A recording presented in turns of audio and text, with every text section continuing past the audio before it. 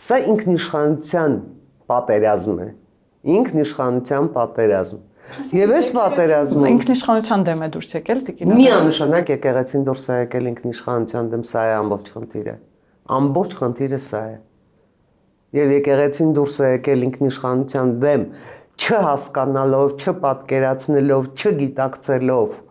քրիստոնեության բունեությունը։ Որովհետև Հիսուսը երբեք իր ժողովրդին չէր տանում դեպի ստրկություն, տանում էր դեպի ազատություն։ Տանում էր դեպի ազատություն։ Հիսուսը ազատության Աստվածն է, ոնց ուզում եք վերցրեք։ Ինչ բնորոշում ուզում եք տվեք։ Այստեղ կա նաև երկրորդ հանգամանքը։ Տեսեք, շատ հետաքրքիր հանգամանք, որ ընդհանրապես քրիստոնեության պատմության մեջ համարյա երբեք չի դիտարկվել։ Ինչ էր անում Հիսուսը խաչի վրա։ Մարդկության մեղքերը քավում էր։ Աղոթում էր նրանց համար։ Շատ լավ, քավում էր մարդկության մեղքերը։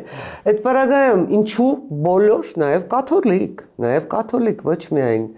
մյուս եկեղեցիները, բոլոր եկեղեցիները հանկարծ որոշեցին, որ մարդուն իշխելու համար նրան անդադ պետք է պարտադրել քավություն։